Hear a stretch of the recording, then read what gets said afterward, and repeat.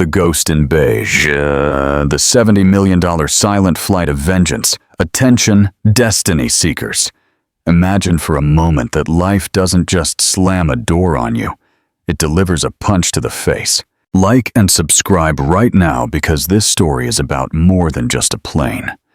It's about the quiet strength, the hidden pain, and the incredible resurrection that blooms when no one is watching. What would you do if the person who swore to love you erased you from their existence, laughed at your dreams, and left you with the ashes of what was once yours? Would you surrender, or would you light a flame so intense the whole world would have to look? Prepare for a takeoff that will leave you breathless. Hit the notification bell to witness the ultimate corporate karma. The Invisible Woman. She was invisible. To her ex-husband, Dr. Eleanor Vance was just a ghost in a practical cardigan, a relic of a life he'd upgraded from. He stood in the sterile luxury of the Boston Executive FBO VIP lounge, laughing at her. He mocked her failure, her discreet existence. He had the new wife, the new company, the new life. Eleanor had a complimentary cup of coffee, but in 10 minutes, the whine of a $70 million jet engine would change everything. The laughter would die in his throat, and he would finally learn who she really was. The VIP lounge of the Hanscom Field Executive FBO hummed with a quiet, expensive energy. It was a sound Eleanor had never quite gotten used to, the sound of lives lived at a different altitude. The scent of dark roast coffee and polished mahogany hung in the air, a stark contrast to the small one-bedroom apartment in Cambridge she had called home for the last 18 months. She sat on a plush leather armchair with her back stiff, tracing the rim of a porcelain mug with a nervous finger. Her oatmeal-colored cardigan felt like burlap in a room draped in cashmere and bespoke suits. Today was the day. The culmination of 6 more days of incessant, silent, heartbreaking work. The day her new life would either begin or completely crumble. She was waiting for a flight, not a commercial one, not even a first-class seat. She was waiting for a GDT-50ER, or so the email stated. The idea was so preposterous, she kept checking the printed confirmation in her plain cloth tote bag, half expecting a security guard to tap her on the shoulder and direct her to the main terminal where she belonged. Her divorce from Mr. Marcus Sterling had been a masterclass in public humiliation. He hadn't just left her, he had systematically erased her. They had been college sweethearts, the classic pair. He, the charismatic business major, and she, the brilliant introverted computer scientist. Together, they founded Helios AI, a company built entirely on her groundbreaking machine learning algorithm. Eleanor had been the architect, the engineer, the very soul of the company. Marcus had been the face. He charmed investors, gave TED Talks about their work, and graced the covers of business magazines. Then came Ms. Tiffany Bloom. Tiffany was a decade younger, a social media influencer, whose only contribution to society seemed to be posting pictures of expensive things. Marcus, in the throes of a spectacular midlife crisis, decided Tiffany was the upgrade he deserved. The divorce was brutal. Marcus's legal team, funded by the company she built, painted her as a bitter, unsupportive, and replaceable cog in the machine. They argued that her algorithm, while clever, was only one piece of the puzzle. The real value, they claimed, lay in Marcus's vision and brand building. In the end, he kept the company, the house in the Hamptons, the art collection, and the network. Eleanor was left with a modest cash settlement and a single, obscure patent she had registered under her maiden name, Vance, an experimental offshoot of her core algorithm that Marcus's lawyers had deemed academically interesting, but commercially useless. They had left it to her out of pity, a crumb from the table.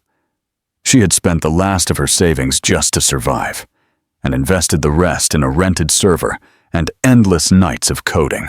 That useless patent, it turned out, was not useless at all. It was the key.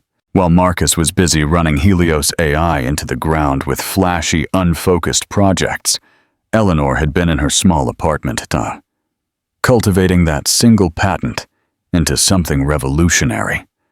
She had built a new company from the ashes, Phoenix Systems, a name she chose one night fueled by desperation and black coffee. For 6 months, she had been in top-secret negotiations with Astrodynamics, a global tech conglomerate led by the elusive and legendary Mr. Julian Stone. They weren't just interested. They were stunned. Her new platform could solve a problem in global logistics that had baffled the industry for a decade. The deal was astounding, a life-changing acquisition that would make her one of the most influential figures in technology. Today, Astrodynamics was flying her to their headquarters in Geneva to sign the final papers. The nerves in her stomach were real. This was it. She checked her simple Timex watch, a practical gift from her late father, and took a small sip of lukewarm water.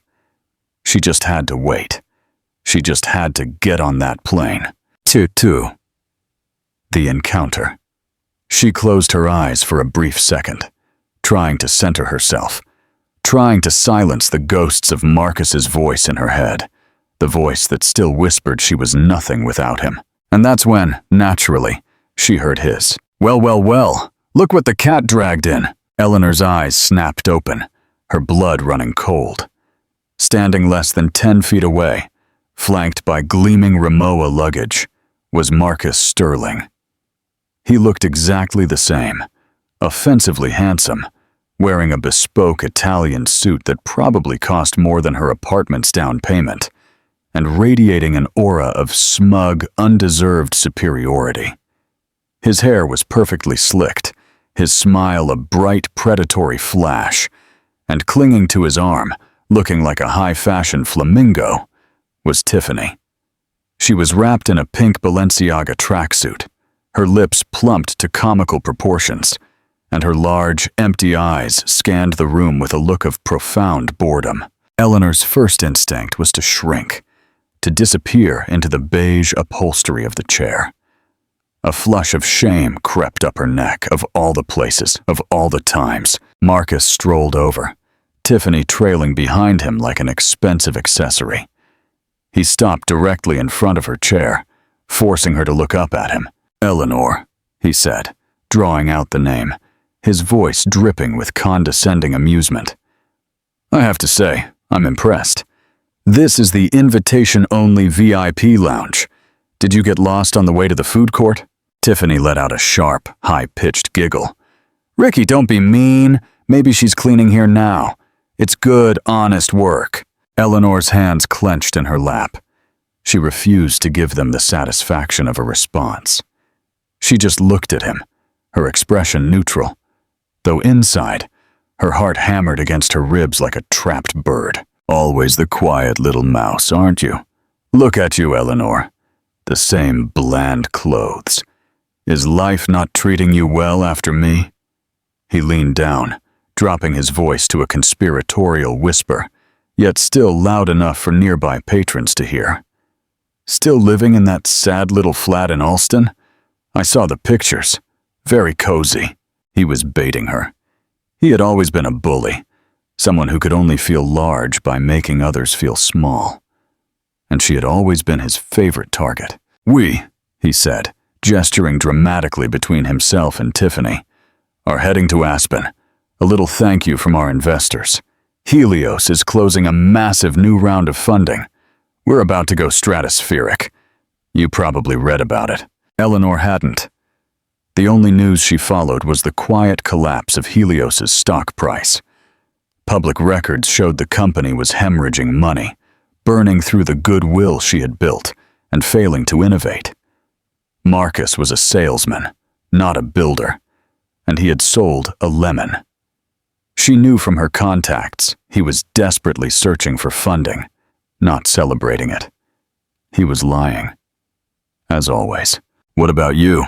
He pressed, enjoying his performance. What brings you to Hanscom? Meeting a new guy? Finally landed one? Let me guess. Is he a regional sales manager? A dentist? He laughed, a loud, grating sound that made a nearby woman in a Chanel suit look up in annoyance. Seriously, Eleanor, he said, the fake pity in his voice making her cringe. What are you doing here? You look completely out of place. Are you waiting for an Uber? This is not the building for that, darling. He and Tiffany laughed together. It was the sound that had haunted her nightmares, the sound of their shared betrayal. Eleanor looked at her hands, the chipped nail polish on her right index finger from an all-night coding session. She took a deep, steady breath. She had come too far to let him break her. Not here, not at a... She looked up, meeting his gaze evenly. Her voice, when it came, was quiet, but clear as a bell. I'm waiting for a flight, Marcus. Marcus's eyebrows shot up. A flight? On what? A Cessna to Provincetown? You can't even afford a first-class ticket on United anymore, let alone a seat out of Hanscom. Ricky? Tiffany whined, tugging on his arm. Stop talking to her. She's getting her little loser germs on your suit. Let's go get champagne. In a minute, darling, Marcus said, stroking her hand, his eyes still fixed on Eleanor. He couldn't stand that she wasn't crumbling. I'm fascinated. This is like watching a nature documentary.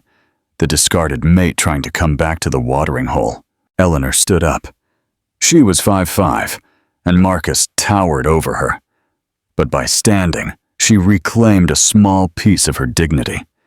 She picked up her simple cloth tote bag, her knuckles white. You should go, Marcus. Your champagne is waiting. Oh, so brave now, he sneered. Where was this backbone when we were married? Oh, wait, I remember. You didn't have one. You were just the code monkey in the basement. I built that company, Eleanor. I built it. And you? You are just a footnote. A footnote, Eleanor repeated, the words tasting like ash. That's right.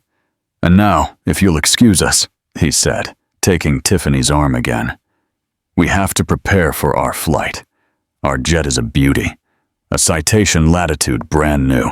He started to lead Tiffany away, but paused, looking over his shoulder for a final blow. It's a shame, really. You had so much potential, but you needed me to make any of it matter. And now, look at you. He gestured back at the luxurious lounge. A mouse trying to play a lion. It's just sad. He turned and walked away, his laughter echoing back to her. Eleanor sank back into the chair, her legs trembling. The cruelty was so familiar, so precise. He knew exactly where to cut. For one terrifying second, she believed him. She felt small. She felt worthless. She felt like the footnote he had declared she was. 3. The quiet roar. The sting of Marcus's words sent her spiraling back. She recalled the cramped, fluorescent-lit computer lab at MIT where they first met. She had been a graduate student, immersed in a complex thesis on neural networks. He had been a business student, sweeping the campus with his charm and dazzling smile.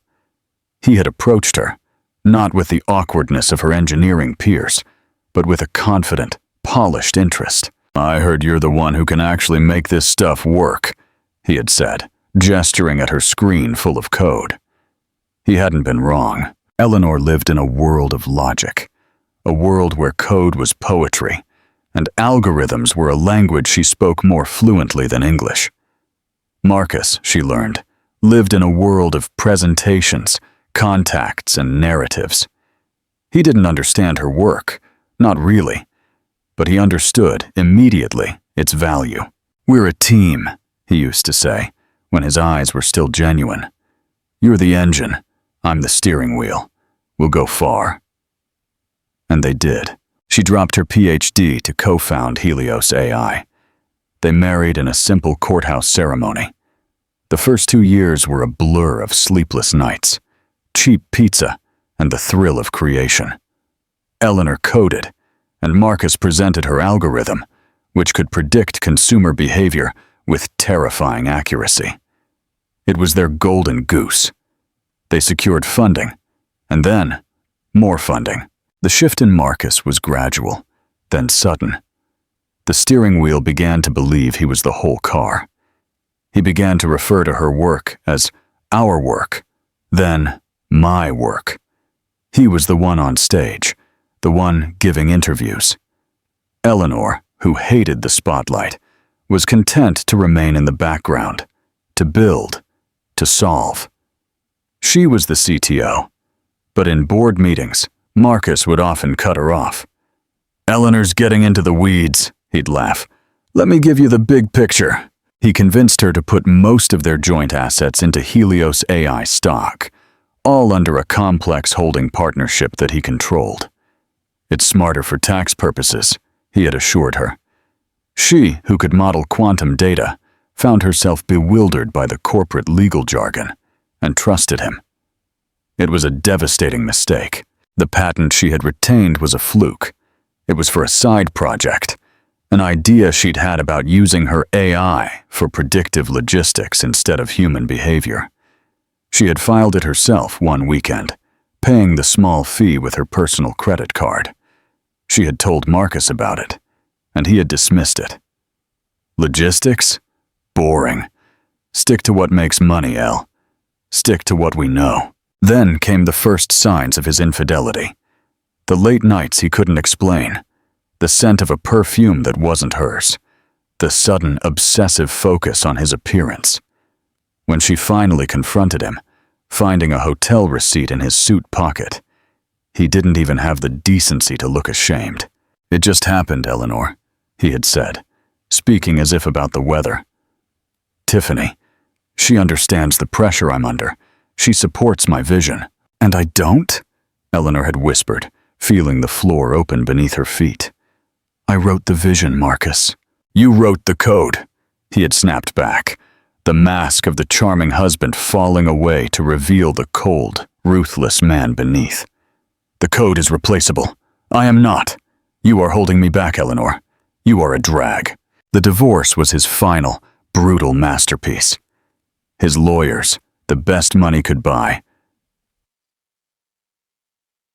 systematically dismantled her contributions. They produced emails where Marcus directed her research. He had only forwarded articles. They highlighted her lack of public appearances as proof of her minor role. She was portrayed as a disgruntled employee, not a co-founder. When it came to the useless patent, Marcus's lawyer had literally scoffed in the deposition. "Ms. Hayes is welcome to her little academic project. We, on the other hand, will keep the multi-million-dollar company." Heartbroken and financially depleted by her own legal fees, Eleanor had no more fight left. She signed the papers, left the courthouse, took a cab to a small sublet apartment. And for the first time in her life, she didn't just cry. She grieved. She screamed into a pillow until her throat was raw, mourning the loss of her husband, her company, and her life's work. A full week passed before she opened her laptop. When she did, she saw the file containing the patent. Boring, he had called it. She opened it, her eyes scanning the complex mathematical proofs she had written. A slow, cold anger began to burn away the hurt. He was wrong. It wasn't boring. It was brilliant. And Marcus, in his infinite arrogance, had left her with the one thing that could destroy him. He had taken the engine, yes, but she had kept the blueprint for a reactor. Viewer interaction, question. The moment Eleanor realized her useless patent was actually a blueprint for a reactor, what do you think was her first thought? Revenge? Just survival? Share your thoughts below. 4. The arrival. A new voice, sharp and professional, interrupted her memory. "Ma'am, Ms. Hayes." Eleanor blinked, the painful past receding. The lounge attendant, a young woman with a kind smile, stood by her. "Excuse me, Ms. Hayes, but I have an update on your flight." "Eleanor!" Her stomach clenched. A delay. A cancellation. They changed their minds. Marcus, who had been holding court by the espresso machine, turned to watch, a smirk already on his face. He was waiting for the final humiliation, the moment the mouse was told to leave the room. "Yes?" Eleanor said, her voice barely a whisper. "Your aircraft has just landed," the attendant said, checking her tablet. "It's taxiing to the ramp now. The crew will be ready to welcome you aboard in approximately 15 minutes. Would you like a fresh coffee while you wait?" Eleanor stared at her. It's here?" "Yes, ma'am, right on schedule." The attendant smiled and walked away. Eleanor looked across the lounge. Marcus's smile had faltered. He looked confused. She could see the gears turning in his head. She's not being kicked out. Her flight is real. He exchanged a puzzled look with Tiffany, who merely shrugged and took a selfie. Eleanor turned to look out the massive, floor-to-ceiling window that overlooked the tarmac. And her heart didn't just stop. It felt like it reset. Before the attendant's words had fully registered, Marcus was already moving. The idea that Eleanor could have anything he didn't, anything he hadn't approved of or was unaware of, was an offense to his entire sense of self. He left Tiffany by the coffee bar and returned to Eleanor's chair. His smile was gone, replaced by a tight, quizzical frown. "What is this, Eleanor? Did you cash in your pension for a one-way ticket on a charter, running away?" "I told you, Marcus, I'm waiting for a flight." "Yes, but what flight? You don't have this kind of money. I know what you have. I know what I left you. It wasn't enough for a Costco membership, let alone a private jet." "Marcus," Eleanor said, her voice low and steady. "This does not concern you." "Everything you do concerns me," he shot back, his voice rising. "You still used my last name. Oh, wait. You went back to Vance. Smart. Wouldn't want to tarnish the Sterling brand." "Ricky," Tiffany called, clip-clopping closer in her stiletto boots. "What's taking you so long? Our pilots are here. They're waiting." She held up her phone, showing a text message. "The citation is ready." Marcus glanced at his watch, then back at Eleanor. He couldn't leave, not without solving this enigma, not without re-establishing his dominance. "A citation, latitude," he told Eleanor, as if she should be impressed. "Best in class. I'm sure your flight," he air-quoted, "will be very comfortable. Does it have propellers? Do they give you a bag of peanuts?" He laughed. It was the laugh she hated. The laugh he had used in the lawyer's office. The laugh he had used in their bedroom when he told her she was a drag. It was loud, designed to draw attention, to make her the center of a humiliating show. And it worked. The other occupants of the lounge, who had been politely ignoring them, were now watching. They saw a man in a Zegna suit and a younger woman in Balenciaga, laughing at a plain woman in a beige cardigan. The story wrote itself. She was the poor relation, the ex-wife, the charity case. "Look at her, Tiffany," Marcus said, loud enough for the whole room to hear. "She's actually blushing. She's embarrassed." "It's okay, Eleanor. We've all been there." "Well, not here," he gestured at the lounge. "But you know, bad luck. Maybe I can help you out. I could offer you a job. Helios is expanding. We could probably use a junior coder, or someone to fetch coffee." "You were always good at that." The lounge fell silent, save for Marcus's mocking laughter. Eleanor felt the stares of the other passengers like physical blows. A man in a pinstripe suit shook his head, with a look of pity before returning to his spreadsheet. Eleanor's face was burning, but not with shame. It was with a rage so pure and cold that it sharpened her senses. She could hear the whir of the ventilation, the soft click of Tiffany's phone as she filmed this, and faintly, the distant thrum of a taxiing jet engine. She stood up again, her spine as straight as a steel rod. "You are right about one thing, Marcus," she said, her voice cutting through the silence. His smirk widened. "Oh yeah? What's that? I'm good at getting coffee?" She picked up her own untouched mug. But I'm better at math. And you were always terrible at it. Marcus's face tightened. What is that supposed to mean? It means you should have read the fine print. You should have paid attention in class. You took the house, right? The money and the company. You took the shell, Marcus. But you forgot the one thing that made it run. He stared at her, the laughter finally dying in his throat. He had no idea what she was talking about. His arrogance had blinded him. He truly believed he was the genius. You are pathetic, he finally spat out, resorting to his old insults. Delusional.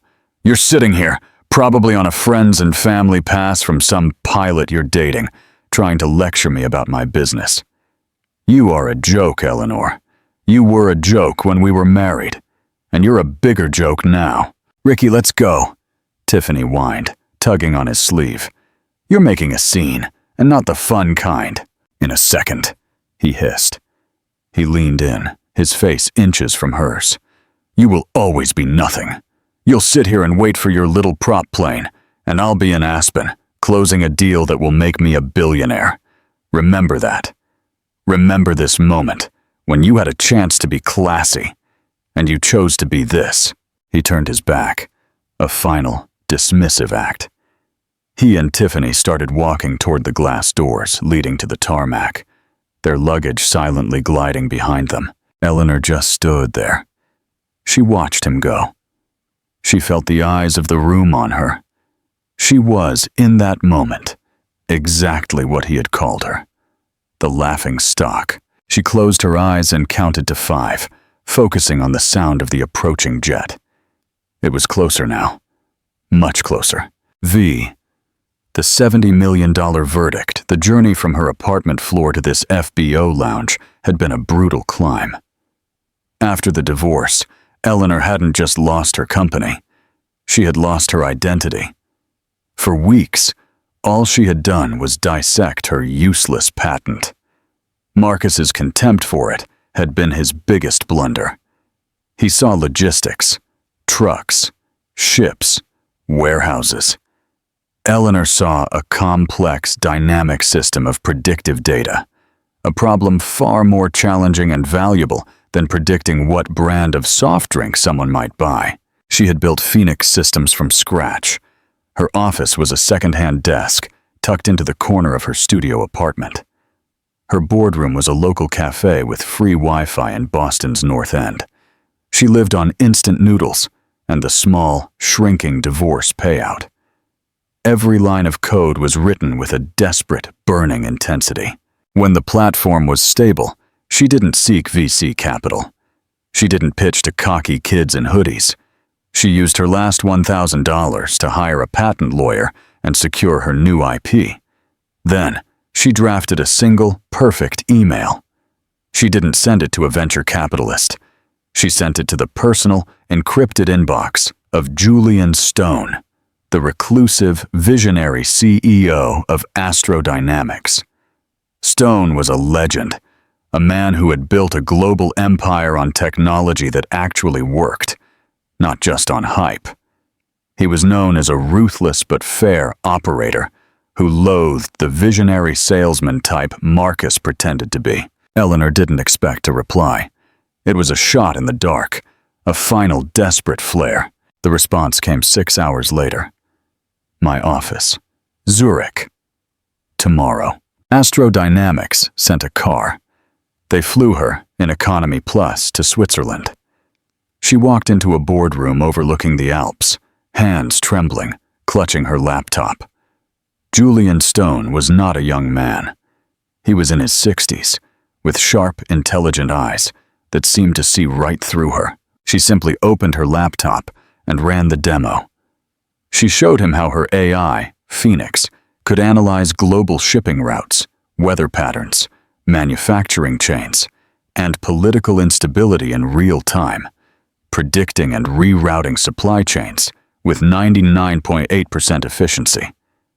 It was a program that could save a company like Astrodynamics billions. Stone and his team of engineers watched silently for 2 hours. They asked her questions, not about profit margins or marketing, but about her architecture, her data modeling, her predictive decay algorithms. It was the most exciting conversation of her life. At the end, Stone closed her laptop.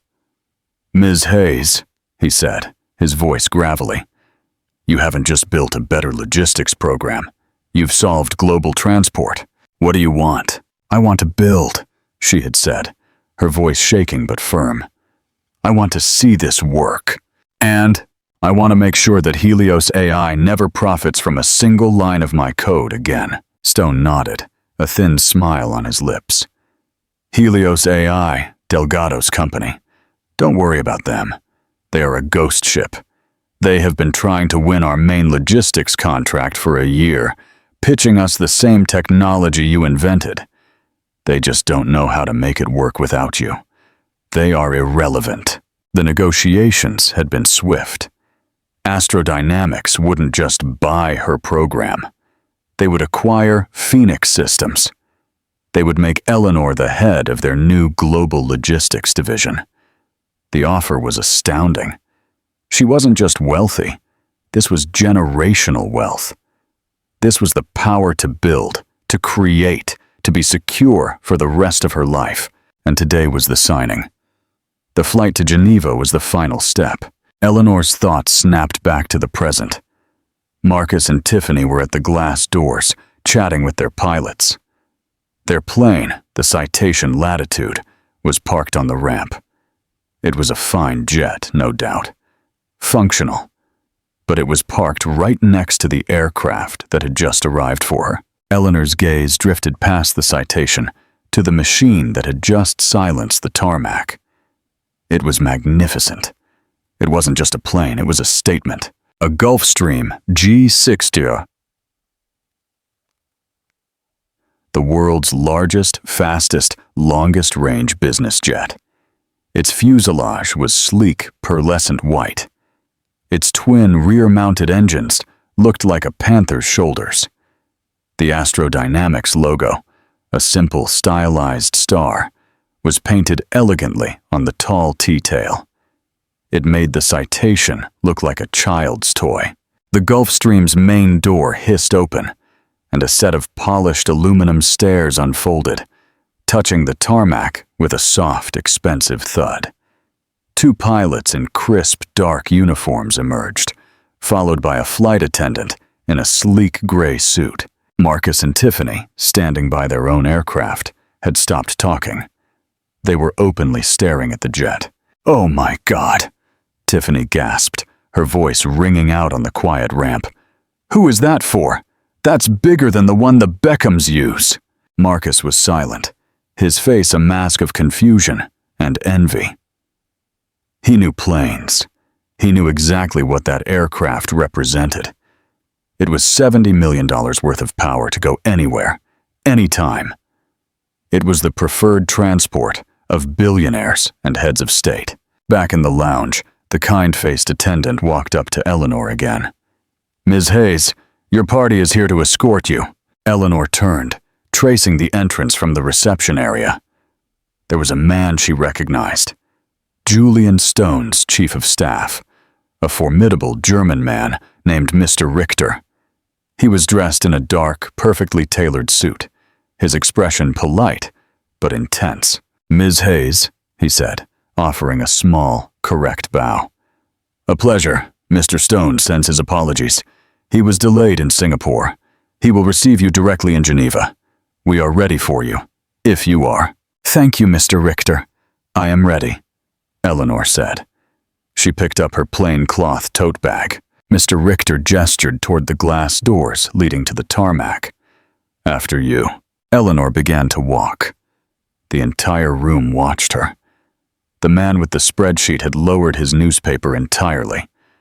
Her path took her directly past the espresso bar, where Marcus and Tiffany were now hurrying back inside, their faces pictures of utter disbelief.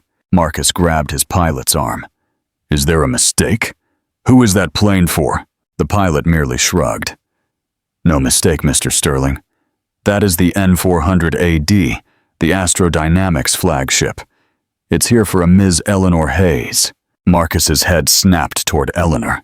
His mouth opened, but no sound came out. The blood drained from his face, leaving him a sickly pale gray.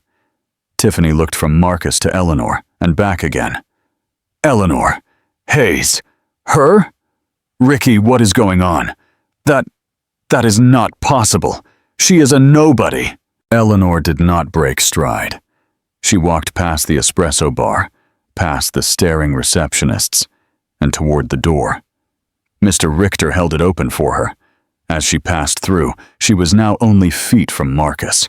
He was trembling, his arrogant composure utterly shattered. Eleanor, he stammered, his voice a hoarse whisper. Eleanor, what is this? Is this a joke? Who are you with? What did you do? Eleanor paused, her hand on the door. She looked at him, not with anger, not with pity. She looked at him with the cold, distant gaze of a scientist observing a failed experiment. I told you, Marcus. You were always terrible at math. You thought you had the whole equation. You took Helios. You kept the brand. You kept the offices. But the algorithm that made it run, my algorithm, it had a fail-safe, Marcus. A back door I built just in case. The one you and your expensive lawyers never found. Marcus's eyes widened with dawning horror. What? What did you do? I did nothing, Eleanor said calmly. The code simply expired. The core logic was designed to decay and become obsolete after 2 years without my maintenance key. That was, let me see. She tapped her chin with a finger. About 6 months ago, right when your stock started to plummet, right when Astrodynamics pulled their contract bid from you. They don't like investing in ghost ships. She had just used Stone's own words. The realization hit Marcus like a physical blow. It wasn't just that she had succeeded. It was that she was the reason he was failing. His company wasn't just struggling. It was an empty shell, and she held the key. He wasn't on his way to Aspen for a new round of funding. He was here, on a chartered citation, to beg a minor investor for a bridge loan just to make payroll. And he was about to be denied. He was ruined, and she had done it. You bitch! He gasped, his voice thick with pure, impotent hatred. Tiffany only stared, her mouth agape. But Eleanor did not dignify his insult with a reply. She simply stepped away from him, slinging her cloth tote bag over her shoulder. Mr. Richter, she said, I would like to leave now. I have a signing to attend. Of course, Ms. Hayes. This way. Mr. Richter ushered her toward the door. The cool November air hit her face. It smelled of kerosene and freedom. Eleanor stepped onto the tarmac. The ground under her feet felt solid. The whine of the GDKTER's auxiliary power unit was the most beautiful sound she had ever heard. It was the sound of her future. She walked across the tarmac, Mr. Richter at her side. The flight attendant waited at the foot of the stairs, smiling. Welcome aboard, Ms. Hayes. We have your preferred tea, the Silver Needle, and the brief for your flight to Geneva. Thank you, Eleanor said, her voice firm. She placed her foot on the first step. Behind her, she heard a commotion. Eleanor, wait! You can't! Marcus had burst through the lounge doors, running onto the tarmac, his $50 shoes slipping on the painted lines. Tiffany was right behind him, shrieking his name. An FBO security guard was already moving to intercept him. Eleanor, please! He yelled, his voice cracking with desperation. We can fix this. We can be partners again. I'll get rid of her. We can have it back, like it was before. I need you. The last 3 words hung in the air, a pathetic, raw confession. He needed her. He always had. He just hadn't known it until this very second. Eleanor paused on the steps. She turned, looking at the man who had shattered her life. He was a mess. His perfect hair was mussed. His face was streaked and terrified. The security guard had him by the arm, but he was still straining to reach her. She looked at him. The man she had once loved. The man who had called her a footnote. And she felt nothing. No, that wasn't true. She felt a deep, profound, and final sense of release. The ghost that had haunted her was finally gone. "Goodbye, Marcus," she said. Her voice was quiet, but it carried. It was a final judgment. She turned her back on him. For the very last time. She climbed the remaining steps and stepped into the cabin of the Gulf Stream. The interior was a cavern of cream leather, polished dark wood, and soft, indirect lighting. It was quiet, peaceful. The flight attendant closed the door, and the latch engaged with a solid, satisfying thud.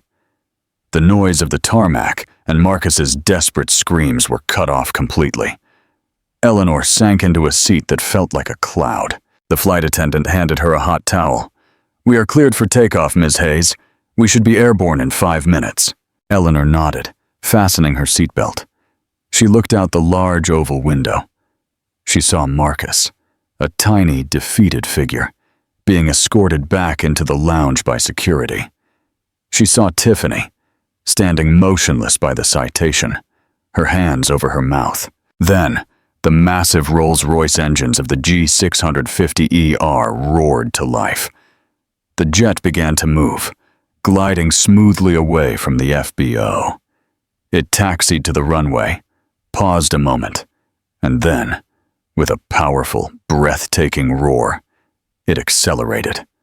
Eleanor was pressed back into her seat as the plane lifted off the ground, climbing sharply into the bright, clear sky.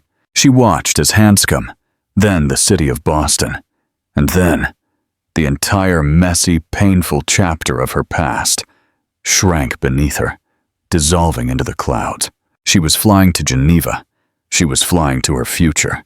And she was, finally, free. 6. Director Hayes. Meaningful ending. The Gulfstream G650ER ascended. It was a silent, relentless push against gravity, a smooth, vibration-free transition from Earth to the stratosphere. Eleanor was held, gently, by the luxurious cream leather, a sensation so different from the loud, rattling struggle of a commercial jet. Beneath her, the patchwork of Boston dissolved into a blur. Then, it was obscured by an impeccable white blanket of clouds. The sun, bright and unfiltered at 41,000 feet, filled the cabin with clean, antiseptic light. For the first 10 minutes, she didn't move. She just stared out the window, her heart rate slowly returning to normal. The image of Marcus's face, pale, terrified, and distorted by his own desperate cries, was etched in her memory. She had expected to feel a surge of triumphant joy, a dizzying, vengeful pleasure. Instead, she felt calm. It was the deep, resonant silence of a heavy vault door closing shut on a prison cell, a cell she hadn't even realized she was in. "Ms. Hayes?" Eleanor turned. The flight attendant, a graceful woman with a soft Nordic accent, was smiling at her. "May I get you a drink? We have a chilled Dom Perignon 2008, or I can prepare that silver needle tea you requested." Eleanor looked down at her practical, worn beige cardigan, the plain cloth tote bag at her feet. "The tea would be lovely. Thank you, Kirsten," she said, reading the name on the flight attendant's badge. A moment later, Mr. Richter emerged from the forward cabin, holding a sleek leather folder. He took the seat opposite her. He was not a man for small talk. "A good departure," he stated, placing the folder on the polished table between them. "Mr. Stone asked me to brief you en route. He felt it was best you arrive prepared." "Prepared for what, exactly?" Eleanor asked, accepting the delicate porcelain cup of tea from Kirsten. "For the magnitude of your new operation," Richter said. He tapped the folder. "This is not a simple acquisition, Ms. Hayes. This is a corporate restructuring. Astrodynamics is not just buying Phoenix Systems. We are building our entire global logistics division around it. And around you." He opened the folder. The first page was an organizational chart. At the very top, in a simple, bold box, was Julian Stone. Directly beneath him was a new corresponding box, Astra Global Dynamics, AGD, and within that box, one name, Eleanor Hayes, Director. Eleanor felt her breath catch. This was not a mid-management position. This was not a team lead role. The chart showed nearly 400 employees across 3 continents, in Hamburg, Singapore, and Los Angeles, who would, as of 9 a.m. tomorrow, report to her. She began, her mind racing. This is significantly larger than I anticipated. Mr. Stone does not do things small, Richter said, his face unreadable. He is not buying your past work. He is investing in your future potential. The financial package you agreed to is, of course, secure. But this is the work. He flipped the page. It was a budget proposal. The numbers were so large they looked like typos. The allocation for R&D alone was more than the entire valuation of Helios AI at its peak. Your first directive, Richter continued, is to integrate your Phoenix platform into our existing infrastructure. Mr. Stone has authorized a full server overhaul. You will have carte blanche. You select the hardware, the team, and the timeline. The system is expected to be fully operational in 6 months. Eleanor leaned back. The warmth of the teacup seeped into her cold hands. The fear that had briefly surfaced was replaced by a familiar, electrical hum. It was the sensation she got when faced with an impossible equation, a complex problem begging to be solved. She wasn't intimidated. She was hungry. The timeline is too long, she said, her voice sharp and clear. Richter paused, raising an eyebrow. I beg your pardon. 6 months is too long. The problem isn't the platform, it's the integration. If I have the budget you've listed here and full administrative access, I can have the core system integrated and running in 90 days. We can be beta testing by the new year. I will need to select a red team from your existing cybersecurity division to try and break it. Richter stared at her for a long moment. The polite professional mask wavered, replaced by a glint of genuine respect. I see, he said. Mr. Stone was right about you. And the team, Eleanor continued, flipping through the staff dossiers. These division heads in Hamburg and Singapore, their logistics expertise is based on old models. They will resist. I need to fly to Hamburg first, then Singapore. I need to be on the ground with my engineers. A video call won't suffice. Mr. Stone anticipated that too, Richter said, a thin smile on his lips. The G650ER is at your disposal, Director. Your travel schedule will be managed by my office, Director. The title landed with a solid, physical weight. This was real. The rest of the 7-hour flight passed in a blur of concentrated work. Kirsten brought them a meal of seared scallops and risotto, which Eleanor ate while dissecting a complex data flow schema. She had, in the space of one transatlantic flight, transitioned from ex-wife to executive. When she finally closed the folder, the sun was setting ahead of them, painting the sky with violent streaks of purple and orange. She had completely forgotten about Marcus. They landed in Geneva shortly after 8 p.m. local time. The descent was as smooth as the ascent. As Eleanor looked out the window, the city lights sparkled around the dark, placid shape of Lake Geneva. There was no terminal. The jet taxied to a private, silent hangar where a black Mercedes Maybach S-Class waited, its engine purring. Mr. Stone is expecting you at the headquarters, Richter said, ushering her from the jet stairs directly into the back of the sedan. The air was cold, crisp, and smelled of pine. The drive was silent. Eleanor watched the pristine, ancient city flash by. In the seatback pocket, a tablet displayed international news. A headline from the Financial Times caught her eye. Helios AI stock in freefall as CEO Sterling faces confidence crisis. She tapped it. The article was brief and brutal. The stock had suspended trading after plunging 68% in a single day. Rumors of a catastrophic system failure, coupled with the loss of a major potential contract, whispered to be with the Astrodynamics conglomerate, had tanked the company's value. Analysts raised long-dormant questions about the company's core IP, which many believed was tied to co-founder Eleanor Hayes, who left the company years ago. CEO Marcus Sterling was unavailable for comment. Eleanor turned the tablet off. It was done. The equation was balanced. There was no joy, only a quiet, logical finality. Lumen, the Astrodynamics headquarters, was a dark glass and steel blade rising from the lake shore. It was a building that radiated power. They were escorted, not to a waiting room, but directly to the penthouse floor. The office was vast, a minimalist expanse of stone and glass overlooking the entire city. Julian Stone rose from behind a massive, empty desk. He was, as she remembered, imposing. He wore a simple black turtleneck and gray slacks, but he dominated the room. "Ms. Hayes," he said, his voice a low rumble. "Good flight."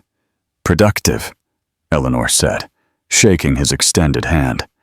His grip was firm.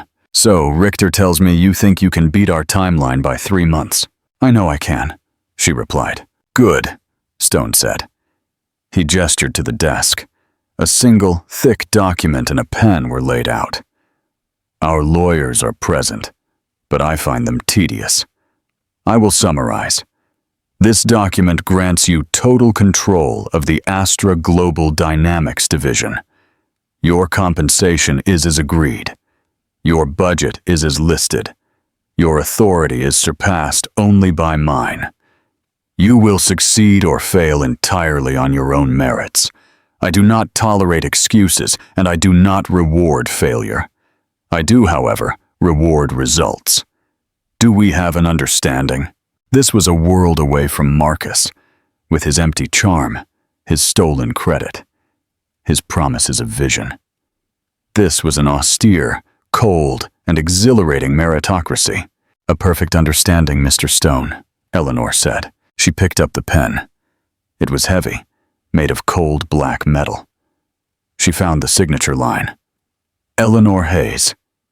She signed her name, her handwriting, once small and precise, now looking bold.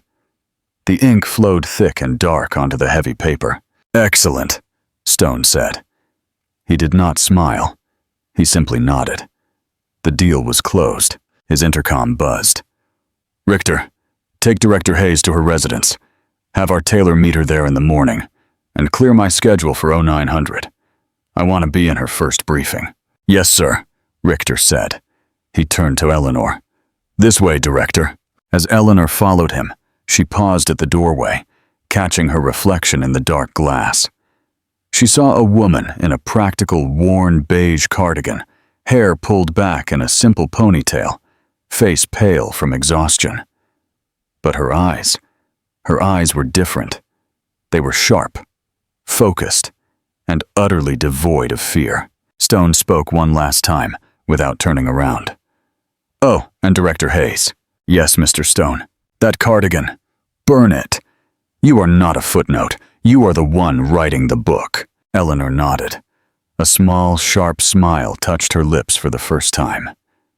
"Consider it done." She walked out of the office. The heavy doors closed behind her. Not on a new life, but on a life she had finally, completely, reclaimed for herself. The work was just beginning. The story of Eleanor is not just about the jet. It's about the silence, the silent work, the silent pain, and the silent strength that builds when no one is watching. She proved that success is not about the noise you make or the credit you take. It's about the foundation you build. The world and the people in it can try to tell you that you are a footnote. They can laugh at you from their small jets. But the future belongs to those who, like Eleanor, have the courage to build their own wings. Now it's your turn, audience. 1. What did you think of Eleanor's ultimate revenge? Do you believe in this kind of karma, where true talent and hard work finally win? 2. Have you ever felt like Eleanor, underestimated or made to feel invisible? Share your story. 3. What part of Eleanor's transformation inspired you the most? Leave your comments down below. If you enjoyed this story of justice and resilience, please share this video with someone who needs to hear it. And don't forget to subscribe for more stories that will make you believe anything is possible.